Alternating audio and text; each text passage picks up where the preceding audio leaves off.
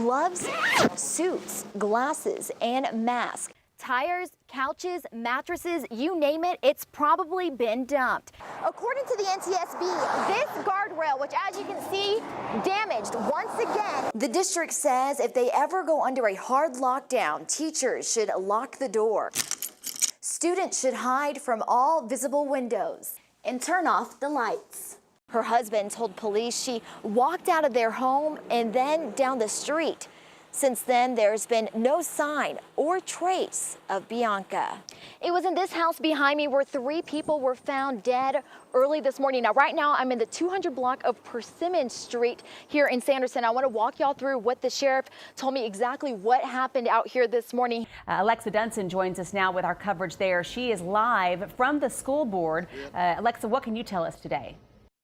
Tatum, there are still multiple law enforcement agencies here outside of Alpine High School this afternoon. Sheriff Ronnie Dotson tells us just after 8, a 14-year-old girl shot another teen in her backside right outside of the band hall. The shooter then went inside a bathroom and turned the gun on herself. Now, the school was placed in critical lockdown until all the students were out and they were safe. We sent a request for that video. It's unclear why DPS just now released the footage. As for the victims of the families, the ones we spoke to say they've never seen the video. Some still trying to sue the state for what happened here. The Falcon Band is marching their way into history, one note at a time. We are in our first year of having a marching band and a football team here. Rain or shine, the band has been working hard to get in formation. We are marching units. We are only as strong as our weakest member. 5, 6, 7, check, push. Band director Clayton Harris says Push, toes in the air. this first year will set the tone for the future. The better we look, the better we sound, the more we're going to be able to recruit more students to this university and to this program. On September 3rd, the band will suit up in their orange and black and take the field at halftime. In Odessa, Alexa Dunson, CBS 7 News. A quiet street in San Antonio. The last place Bianca Carrasco was seen. That was 5 months ago. But this isn't where Bianca's story began. Bianca grew up in Odessa, where at the young age of 18, she met her husband, Daniel Carrasco. I was close to the both of them. Bianca's sister, Giovanna Burney. We've been married for 9 or 10 years. Daniel and Bianca seemed like the perfect couple. They have 3 kids together, ages 10, 9, and 5. Giovanna says Bianca was a devoted mother who just last October graduated with her nursing degree in hopes of making a better life for her children. She was very devoted, being a nurse, and gave 1,000%, to that. It was her career that took the family away from Odessa to San Antonio, where she worked in an oncology office. A successful career, beauty, and a family. From the outside looking in, it seemed Bianca had it all. She was a very strong woman. She was very passionate about whatever it was she was doing. She's a great mother.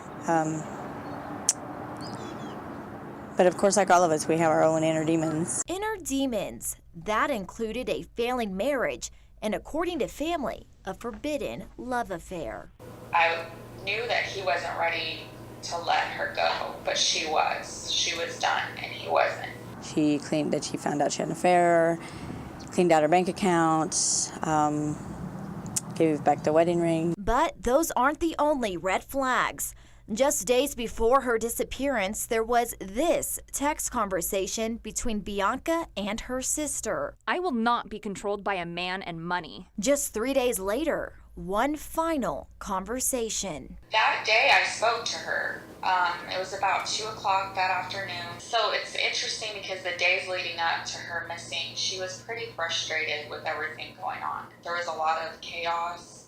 There was a lot arguing. And then Bianca was gone. Her husband told police she walked out of their home and then down the street. Since then, there's been no sign or trace of Bianca.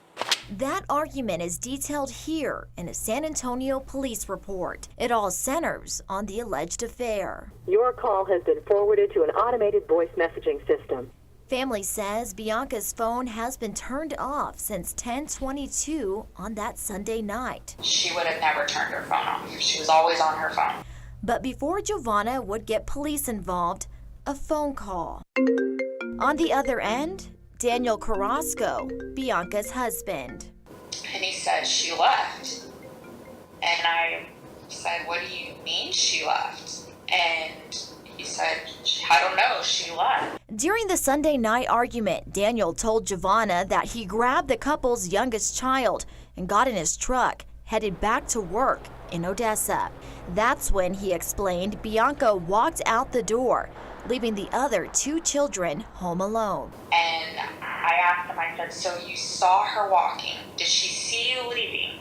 And he said, yeah, we made eye contact. I passed her. After several unanswered calls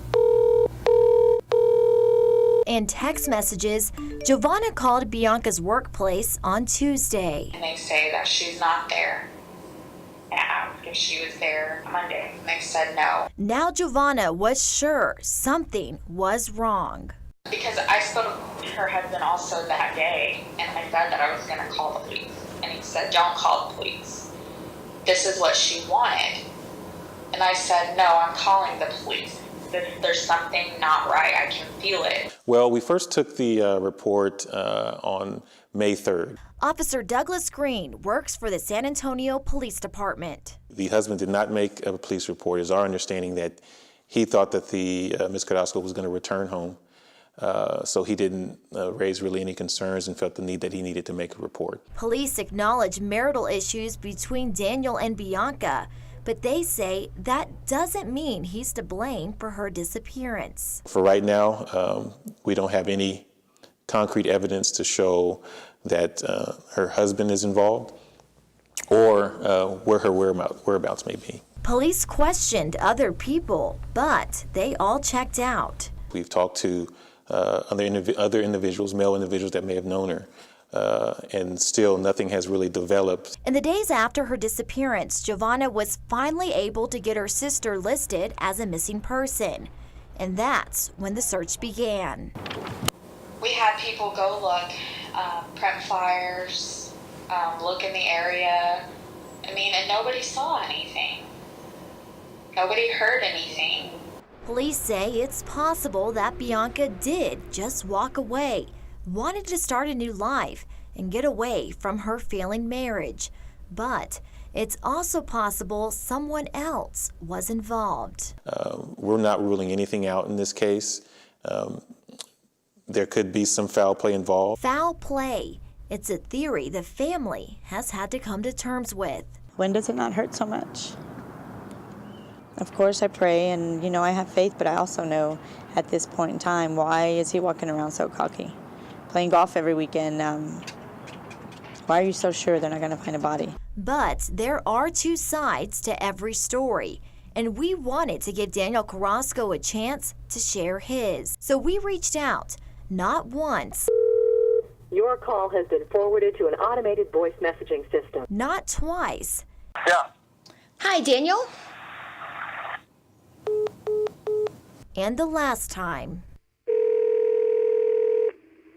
Yeah. Hi, Daniel. No, I'm sorry, you got the wrong number. Daniel wouldn't speak with us, but he did talk to police. He has been cooperative with us. He has spoken with our investigators, and we've taken everything that he said into account. It wasn't until after our promo started airing that Daniel's attorney reached out to us. He says Daniel had nothing to do with Bianca's disappearance, and his main focus is their 3 children. He has been active in the case. He has attempted to work with DFPS, and the focus for him and for all of us working the case is to protect his kids. And that's our concern right now. Hours, days, and months have gone by since Bianca's disappearance, and there's been no new leads. The searches and news surrounding the case have, of course, died down, but Giovanna works to keep the investigation alive. I have a lot of faith that God's going to give us answers when He sees fit. The family remains hopeful that regardless of the outcome, they'll get some sense of closure. You know, I have family that say, you know, you just, you need to just, leave it in God's hands and just go on. But what rock would you not pick up and turn and look if it was your child's? When do you stop? How do you stop? How do you just go on? Alexa Dunson, CBS 7 News. It was an exciting game for the Ira Ann Braves, ending in a playoff win and leaving the team one step closer to a state championship.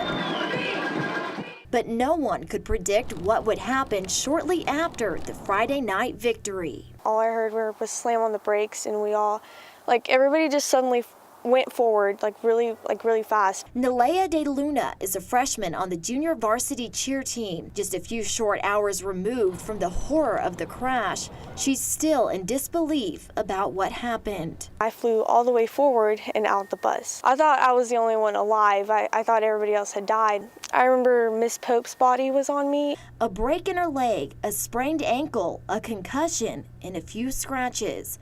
Liz Pope, however, was later pronounced dead at Scenic Mountain Medical Center in Big Spring. Although Nalea's injuries will soon heal, her mother is thankful her teenage daughter escaped the deadly crash alive. I would have gone crazy if something would have happened to her. She's my pride.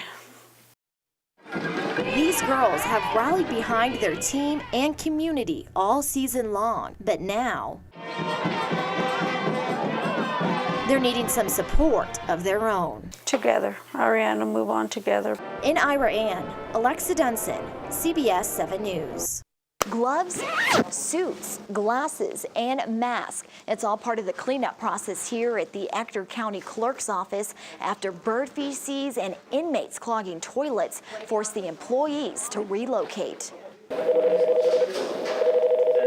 You might want to leave a message. The Ector County Clerk's office is now empty. Tarps cover desks and ceiling tiles are being hauled out.